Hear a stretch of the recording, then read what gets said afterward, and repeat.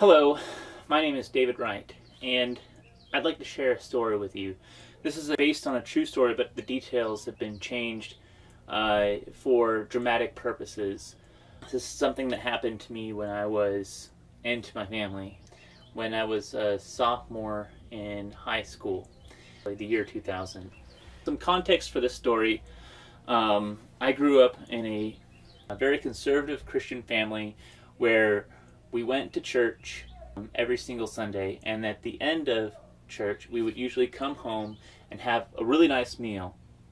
And then the other important detail, context for the story, is that I'm the oldest of 6 kids, and so we had a very large table to sit all 8 of us. Our particular table that we have at my parents' house, they still have it, is a giant conference table that's like solid wood. It takes 2 people to lift it and move it across a room.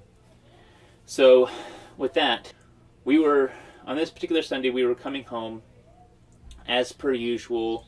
We were discussing what we were going to have for lunch that particular day, and so figuring out that my dad needed to run off to the store to grab a few ingredients for lunch. And so he went and he drove by the house, dropped us off. Everybody got out, and we all headed into the house. My dad drove off to the store. Everybody's putting up their jackets and going to their respective rooms, when all of a sudden this woman comes bursting through the door and screams, "Please, there's 6 men with guns and a dog, and they're chasing me, and they're going to kill me if they find me." And we're like, "Oh my gosh, this is crazy. What's going on?" And so this woman runs across the room, grabs our huge table with one arm, and drags it across the room and butts it up against the front door and barricades us inside our own house. I was like, "Oh my gosh, meth is one hell of a drug." I don't know, that's always good to laugh whenever I say that. Everybody was freaking out, and I'm the only one that thinks this is cool. I'm like, "Oh my gosh, I'm in my own action movie." I'm like going through my head, practicing all my like Jet Li and Jackie Chan moves. Never taken martial arts in my life, but it's okay. As soon as these guys come crashing through the window, I have the advantage because I've watched like a bazillion action movies. I started thinking back to like Home Alone, thinking, do we have any Hot Wheels anywhere that we can sit next to the windows, so that way they slip as soon as they come in. And then reality comes crashing in, and I think, what am I thinking? These are armed men with guns.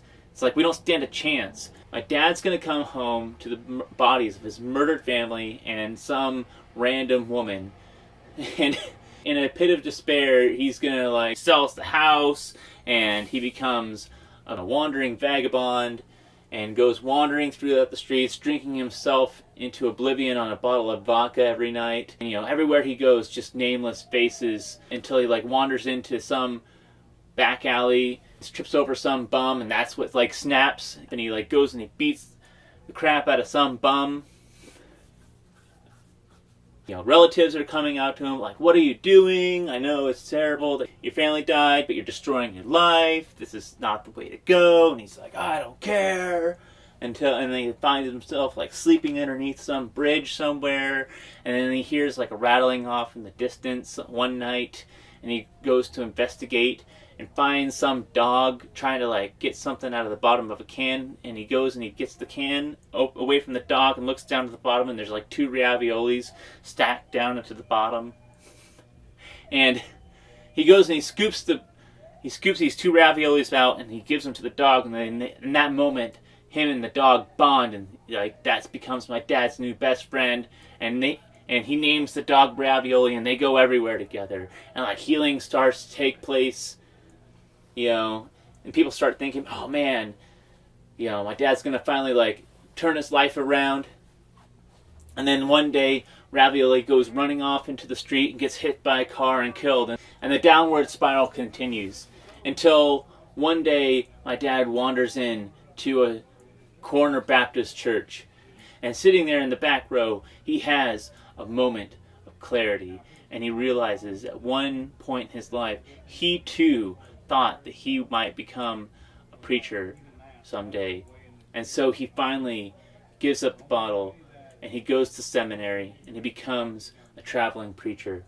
And he travels the entire nation, giving message after message, and closing every sermon off with the story of how he came home to the bodies of his murdered family and some dead woman. And everybody's crying, and my dad's crying, and people are coming down the aisle, and all because some random woman came into our house. I looked over at the woman, and she screamed, "There they are!" "Where?" "Oh, you just missed them." They're like, "What are you talking about?" It's it's the men. It's they're about to break in. We start thinking that things aren't exactly what they seem with this woman. A few moments pass by, and finally the cops show up, and 911 confirms with my mom on the phone that yes, indeed, this is the cops. And the cops go and they knock on the door. The woman freaks out. She's like, "No, you can't let them in. Those are the men. They're dressed as cops, and they're trying to trick us and they'll kill us. And if you try and let them in," I'm like, "No, we're pretty sure that's the cops." And finally, we saw that this woman was not going to be reasoned with. And so my mom went and sent my brother around the back of the house and let the cops in through the back. And that's one of those things I kind of distinctly remember is, seeing my brother leading the cops around to the back of the house through the window. And it was funny that this woman saw some men that we couldn't see, but she didn't seem to notice the two cops and my brother going around to the back of the house through the window. So the cops come in through the back, and the woman goes from frantic to ecstatic, rears up like a caged cat. You see her just going crazy, and eventually, I don't know how, I don't remember how, but eventually, we got the table moved away from the front door, and the cops went and escorted this woman out of the house. And she spent the next 6 hours in the back of a ambulance outside of her house. By the time my dad got back from the store, there were 3 cop cars, 2 ambulances, and a full-size fire truck parked in our small suburban neighborhood. It's you couldn't even get anywhere close to the house. It's oh yeah, of course it's my house. Who other house would it be? If there's a problem, of course it's going to be our house. So to wrap up the story, so she was not on meth. She was not having men chase her with dogs. If we had given a second to think about it, mercenary death squads don't go wandering through suburban neighborhoods on a Sunday afternoon. If they're really going to kill you, they're going to kill you at night, quietly. You won't even see it coming. So you don't even really have to worry about it. So no, she was actually just a schizophrenic who had forgotten to take her medication and decided to grace us with her presence. So that's the story of the crazy woman who broke into our house. Thank you very much.